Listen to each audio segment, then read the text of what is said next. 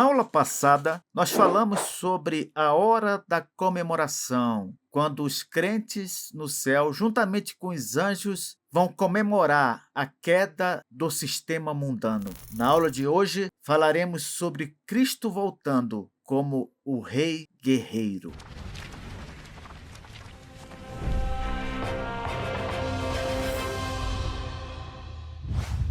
Antes de começarmos a falar sobre o nosso assunto de hoje, eu quero fazer uma observação sobre o último versículo tratado na aula passada. Lá em Apocalipse 19, versículo 10, está assim: Prostrei-me ante os seus pés para adorá-lo. Ele, porém, me disse: Vê, não faças isso. Sou conservo teu e dos teus irmãos que mantêm o testemunho de Jesus. Adora a Deus, pois o testemunho de Jesus é o espírito da profecia. Aqui nesse versículo, o apóstolo João, depois das revelações que o anjo lhe concedeu, resolve adorar esse anjo. Então, o anjo o repreende, dizendo: Vê, não faças isso. Sou conservo teu e dos teus irmãos que mantêm o testemunho de Jesus. Em outras palavras, eu sou servo igual a vocês. Nós todos mantemos o testemunho de Jesus. E o anjo ainda acrescenta: adora a Deus. E qual é a razão que ele dá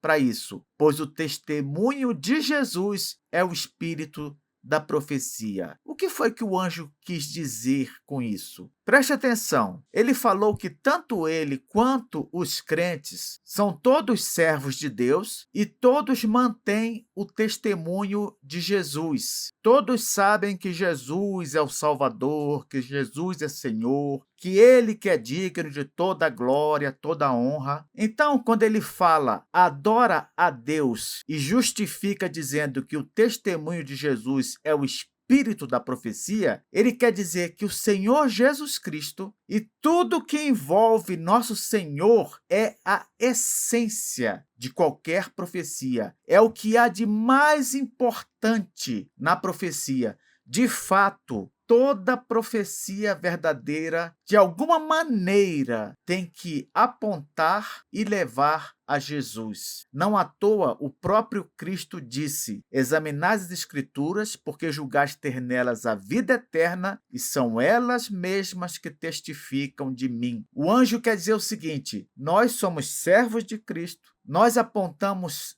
sempre para Cristo, e, de fato, o testemunho de Jesus é a essência de toda profecia. Conclusão, o que João deveria fazer? Adorar a Jesus, não adorar ao anjo. Então, a relação aqui é essa. O anjo repreende o apóstolo, fala para ele adorar a Deus e justifica, lembrando ao apóstolo que o testemunho de Jesus, a primazia de Cristo, é o que há de mais importante naquilo que eles pregam. Por isso que todos, numa só voz, adorem a Cristo. Agora sim, podemos seguir para a aula de hoje. Apocalipse 19, versículo 11 diz assim: Vi o céu aberto, e eis um cavalo branco. O seu cavaleiro se chama Fiel e Verdadeiro, e julga e peleja com justiça. No começo do versículo, vi o céu aberto. Aqui nós temos um paralelo com pelo menos 3 textos da Bíblia. São eles: Ezequiel 1:1, que diz: Aconteceu no 30º ano, no 5º dia do 4º mês, que, estando eu no meio dos exilados, junto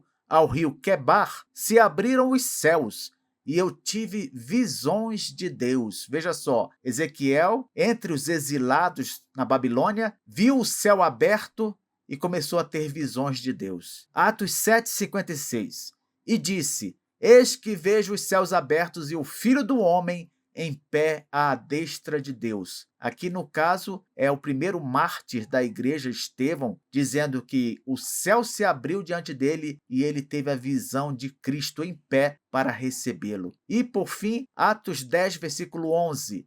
Então, viu o céu aberto e descendo um objeto como se fosse um grande lençol, o qual era baixado à terra pelas 4 pontas. Aqui nós temos, então, a conclusão de que esse vir o céu aberto é uma introdução a visão que o apóstolo João vai receber agora. E que visão é essa? A visão de um cavalo branco com seu cavaleiro, que no caso se chama Fiel e Verdadeiro, e julga e peleja com justiça. Esse cavalo branco aqui, meu irmão, minha irmã, não é aquele cavalo de Apocalipse 6, versículo 2, não. Aquele lá do capítulo 6, como eu já expliquei, ele aponta para a difusão, a propagação do evangelho pelo mundo. Aqui, no caso, é um cavalo cujo cavaleiro é inequivocamente, isto é, sem dúvida alguma, Cristo. O cavalo branco, ele aponta para a vitória militar, sabia? Por quê? Porque os generais romanos, eles entravam triunfantes em cavalos brancos. O versículo diz ainda que o seu cavaleiro se chama Fiel e Verdadeiro,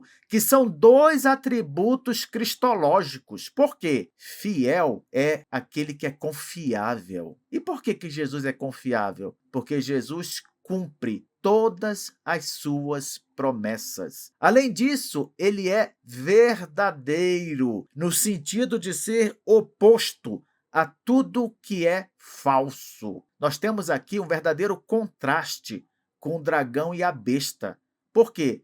Porque tanto o dragão quanto a besta são enganadores, mentirosos. Cristo já advertiu lá em João 8,44 que o diabo, ele é o pai da mentira. Jesus, por outro lado, é o verdadeiro. O versículo também diz: e julga e peleja com justiça. Esses verbos estão no presente na língua grega. E quando um verbo no grego está no tempo presente, ele traz consigo a ideia de continuidade. Ou seja, não podemos ler apenas e julga e peleja com justiça, mas devemos ler assim: e julga continuamente e peleja continuamente com justiça. É importante essa palavra aqui. Por quê? Porque se ele faz essas coisas com justiça, então não há tirania alguma. É juízo justo. Eu sei que alguns podem pensar: mas como é que pode? Quer dizer que porque eu não criei em Jesus, eu não aceitei a Cristo, então eu vou ser julgado, vou ser condenado? Isso não é certo, isso não é justo? Não se pode dizer isso de Deus, nem do seu Cristo. Quem somos nós para dizer o que é certo e o que é errado? O Senhor Jesus, na sua segunda vinda, ele vai julgar com justiça todos aqueles que agiram contra Deus e sua palavra. Você observou aqui que Cristo, ele vai retornar não como aquele cordeiro manso da primeira vinda, mas como um rei guerreiro. Por que isso? Porque ele vai destruir o mal definitivamente. Isso deve motivar o crente à paciência. Sabia? Essa é uma das razões para não nos vingarmos nós mesmos, porque nós aguardamos o juiz justo. O próprio Deus diz lá em Romanos 12, versículo 19: não vos vingueis, mas dai lugar à ira. Eu retribuirei. Versículo 12 diz assim: os seus olhos são chama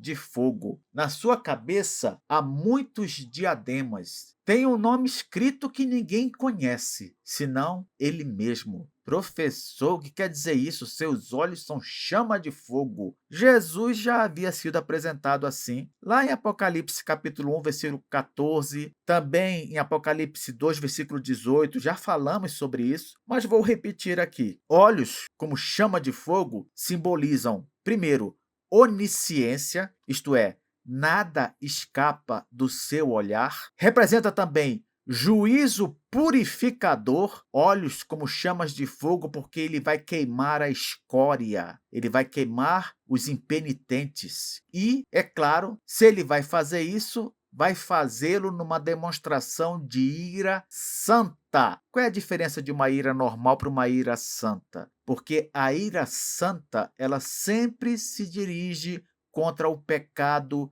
impenitente, contra aquele pecado para o qual não houve pedido de perdão, não houve arrependimento, não houve reconhecimento de erro. O texto diz também: na sua cabeça há muitos diademas. No caso aqui, como se fossem coroas reais. Olha o contraste. Em Apocalipse 12, é dito que o dragão tem 7 diademas, e 7 já dá uma ideia de totalidade, não é isso? Em Apocalipse 13, diz que a besta tem 10, e o 10 também aponta para a totalidade. Cristo, aqui, entretanto, é dito como tendo muitos diademas, incontáveis, o que nos leva a pensar em sua soberania universal, sua autoridade sobre todos os reinos do mundo. O verso também diz: tem um nome escrito que ninguém conhece, senão ele mesmo. Professor, como assim? Ele tem um nome que ninguém sabe qual é? Só ele? Presta atenção no que eu vou te dizer agora. Na Bíblia, um nome revela algo sobre a identidade de uma pessoa, não é verdade? O versículo 13 vai dizer que o nome de Cristo é Verbo de Deus. É claro que esse é um dos nomes de Cristo, Verbo de Deus. No Evangelho de João, no primeiro capítulo, diz que o Verbo estava com Deus e o Verbo era Deus. Então, nós já sabíamos que Cristo é conhecido como o Verbo de Deus. No versículo 16, mais adiante, ele vai ser mencionado como Rei dos Reis e Senhor dos Senhores, outro título que ele carrega. Então, fica realmente uma pergunta aqui: por que, neste caso, o nome não pode ser dito? E a resposta é simplesmente a seguinte: porque esse nome secreto, ele revelaria algo de Cristo que não devemos nem podemos saber. O que significa, então? Que Cristo, embora tenha sido revelado para nós, ele não foi esgotado em revelações sobre a sua pessoa. Compreende? Ele se dá a conhecer, mas nunca será totalmente compreendido. Assim como conhecemos a Deus verdadeiramente, mas nunca o conheceremos exaustivamente. Há coisas de Deus e de Cristo que jamais saberemos. E este versículo nos transmite essa ideia. Jamais aprenderemos de Cristo tudo que temos para aprender. É claro que isso reforça a transcendência de Cristo, aquele conceito de que ele é muito mais do que um ser humano. E sabe por quê isso acontece? Porque mesmo na revelação que nós temos de Cristo, sempre haverá mistério. Sempre. O nosso Deus, meu irmão, minha irmã, ele se revela suficientemente para nos salvar, mas vai permanecer infinitamente além da nossa compreensão. Isso é bom, sabia? Porque acaba com qualquer arrogância teológica. Nós podemos conhecer a Deus verdadeiramente, mas nunca o conheceremos completamente. Versículo 13. Está vestido com um manto tinto de sangue, e o seu nome se chama o Verbo de Deus. Esse vestido com um manto tinto de sangue, no original grego, a palavra que foi traduzida por vestido poderia ser traduzida como mergulhado, embebido de sangue. Que coisa, hein? Professor, de quem é esse sangue aí no caso? Bom, há duas opções mais comuns entre os intérpretes. Primeira opção, sangue dos inimigos. A ideia aqui é que Jesus está com o seu manto mergulhado no sangue de seus inimigos. Por quê? Porque ele está trazendo consigo o castigo de seus inimigos. A outra possibilidade é que seria o sangue expiatório de Jesus, uma referência ao seu sangue vertido na cruz. Qual a interpretação correta? Bom, a teologia reformada normalmente prefere mesclar os dois conceitos. Por quê? Porque ela entende que o guerreiro divino, no caso aqui Jesus, ele aparece com sangue no manto para enfatizar essas duas verdades, entendeu? A verdade de que ele derrota seus inimigos e a verdade também de que ele derramou seu próprio sangue para nos salvar. Por que não? Na próxima aula continuaremos falando sobre esse rei guerreiro. Até lá!